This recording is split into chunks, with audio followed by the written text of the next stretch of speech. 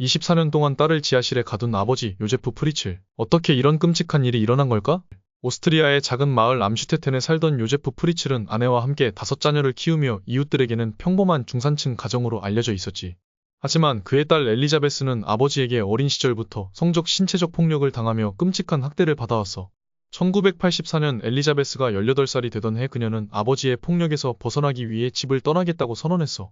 하지만 요제프는 딸의 이런 결정을 절대 받아들일 수 없었어. 그는 엘리자베스를 자신의 통제에서 벗어나지 못하게 하기로 결심했지. 요제프의 집 지하에는 비밀 방이 있었는데 이 방은 외부와 완전히 차단된 구조로 도주나 구조의 가능성을 차단되어 있었어.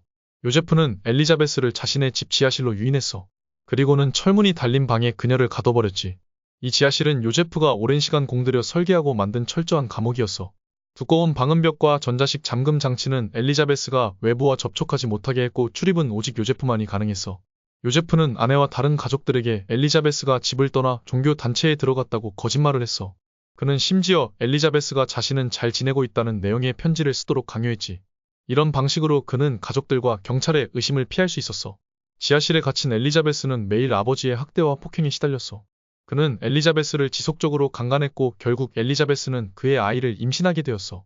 24년 동안 엘리자베스는 무려 7명의 아이를 낳았어. 이 중 3명은 지하실에서 그녀와 함께 자랐고 나머지 3명은 요제프가 마치 엘리자베스가 버린 아이들인 것처럼 위장의 지상으로 데려왔어. 지하실에서 태어난 아이들은 햇빛을 본 적도 없고 바깥 세상이 어떻게 생겼는지도 몰랐어. 그리고 아이들은 충분한 영양을 공급받지 못했고 병원 치료가 필요한 상황에서도 방치되었어. 특히 한 아이는 출생 후 곧 사망했는데 요제프는 시신을 화로해서 처리해 증거를 완전히 없애려 했어. 그리고 2008년 엘리자베스의 딸 중 한 명인 커스틴이 심각한 병에 걸려 병원에 입원하게 된 거야.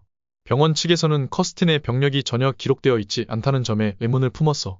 게다가 아이의 상태를 설명하려는 요제프의 말이 앞뒤가 맞지 않는 점도 이상했지. 병원은 경찰에 이를 보고했고 경찰은 가족과 요제프의 집을 조사하기 시작했어.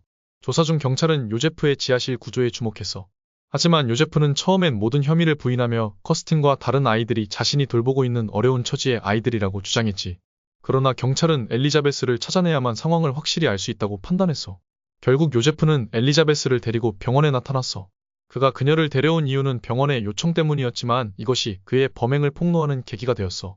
병원과 경찰이 협력해 그녀를 보호하자 엘리자베스는 마침내 입을 열고 지하실에서의 끔찍한 24년간의 삶에 대해 증언했어. 엘리자베스는 경찰에게 아버지가 자신을 가두고 학대했으며 자신이 낳은 아이들 중 일부가 지하실에서 자랐다는 충격적인 이야기를 전했어. 그리고 요제프는 2009년 오스트리아 법원에서 종신형을 선고받았어. 그는 특별히 정신병 치료를 받는 수감시설에 수감되었으며 사실상 평생 동안 그곳에서 복역하게 될 거야.